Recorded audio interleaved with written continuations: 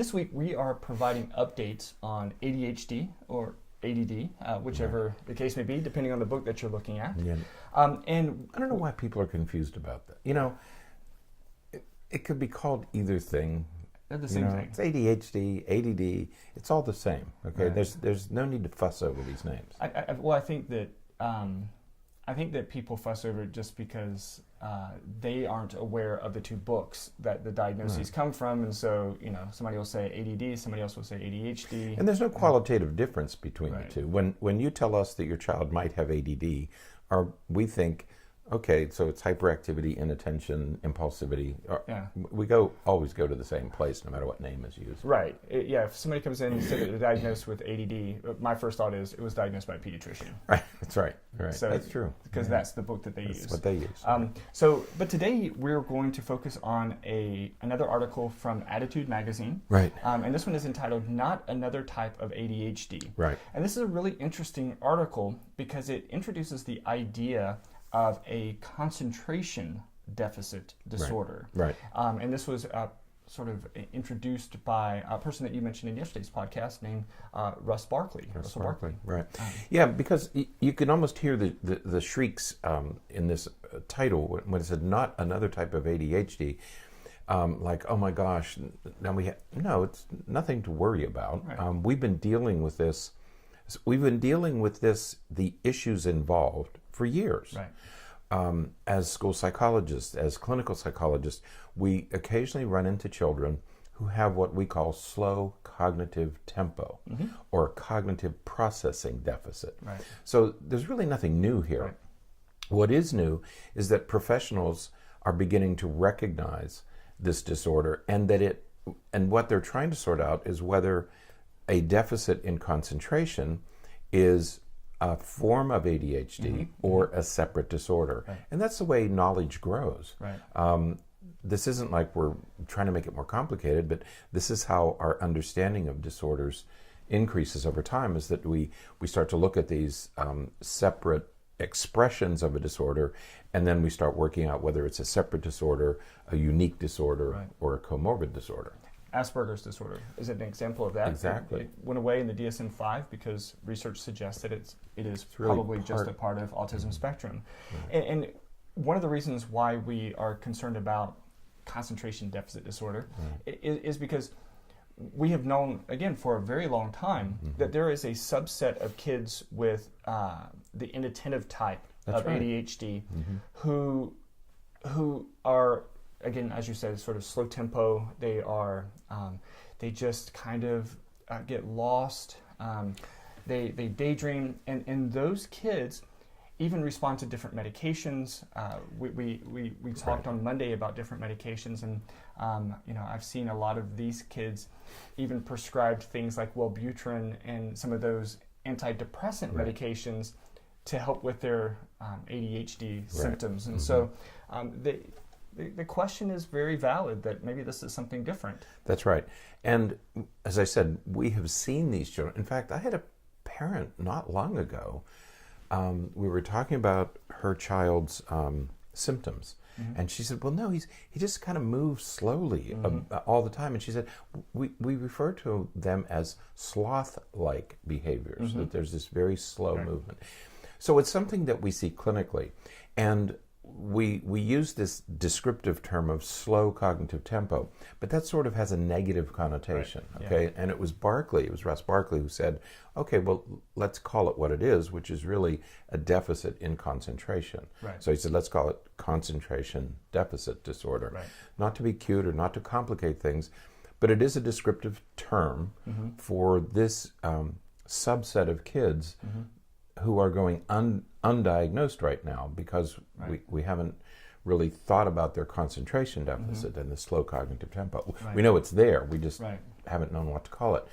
What we also know, it's probably different than ADHD. I mean, the evidence that's accumulating now suggests that it's really not ADHD. Right. It may not even be a type of ADHD. It may be a separate disorder. Right.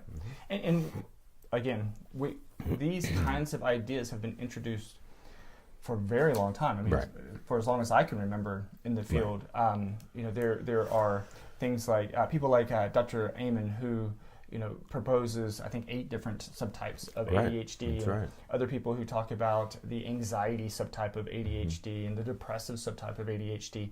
And so we've talked about this possibility for a while, and it's just great that we're looking at actual research to see if these kids are really different than other kids with ADHD. Right. And later this week, we're going to have an update on brain imaging studies with ADHD, and it suggests that, lo and behold, there may even be different brain regions involved with the 3 types of ADHD that we do recognize. Right.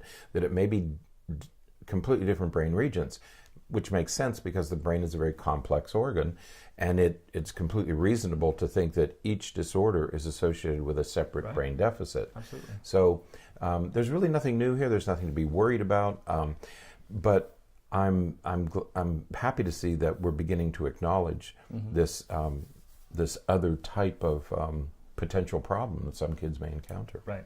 So with they're calling it CDD, concentration deficit disorder. Again, these kids tend to be inattentive, but they are just slow. They move slowly. They think slowly.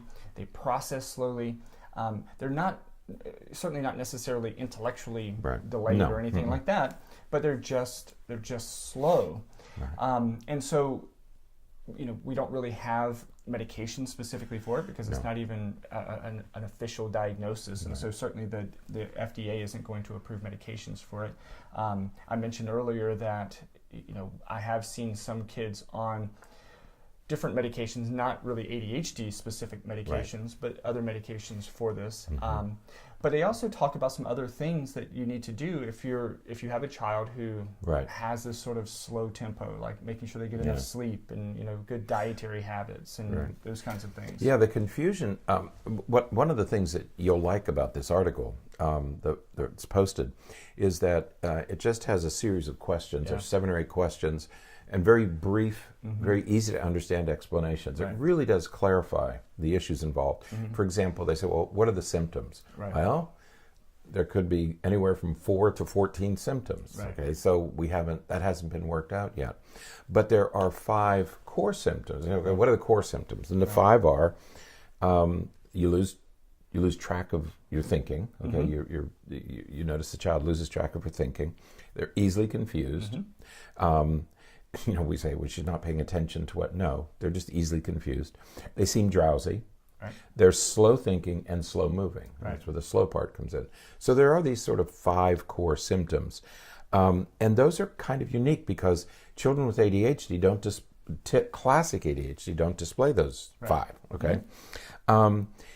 The other thing that's different about this is that kids with ADHD very frequently have similar symptoms to kids with oppositional defiant disorder. We talked about that last week. Kids with CDD don't. Okay, and it looks more like a mood disorder, but it's really not a mood disorder. That's you mentioned. We give it. Should we give an antidepressant because it looks like that, but it could be a unique disorder.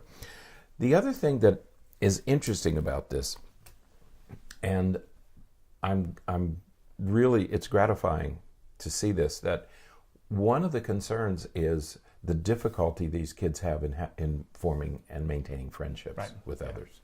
Is that because they have kids are active, by nature they're active. So if you're not active, you sort of get shunned. You get passed by. Yes. Literally. Right, exactly. Yeah. Literally and figuratively. You get passed by. And so a lot of these kids have trouble with forming and maintaining friendships. Okay? Yeah.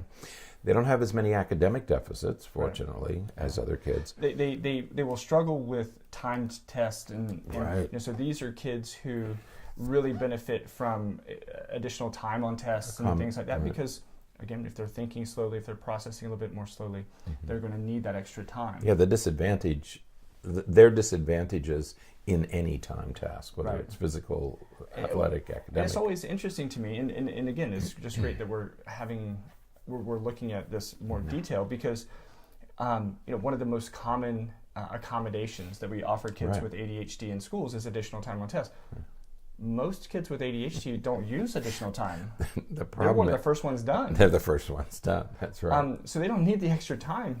They need to be told to go back and take their time These kids need extra time. These kids need the additional... Years ago, you're right, the kids with ADHD, they're the first ones done. They're fast and inaccurate. Right. Okay, because they make careless mistakes. Right. Those classic symptoms. Right, and these kids they're the last ones out of the room because they're just so slow and they usually exceed time limits. Right. But I think it was Burton White, no, I don't remember now, but there were 4 classic tempos, cognitive tempos: fast, accurate, fast, inaccurate, slow, accurate, and slow, inaccurate. Yeah. So it harkens back to that was back in the 70s or 80s that somebody came up. It's recent history. Yeah. I mean, we had books and things in those years. We even had cars to take us to school. I know your mind is going in those places where it goes when we talk about these things. Anyway, not new, but certainly it adds another dimension, and we think another helpful dimension, because this is a group of kids that we may have been overlooking, misdiagnosing, misunderstanding. Absolutely. That need for us to sort this stuff out. So take a look at this article. Absolutely. It's a great article, easy to read. Yeah. Lots of good links and everything. So, all right, that is it for today. Until next time, stay happy, stay healthy, and forget to be afraid.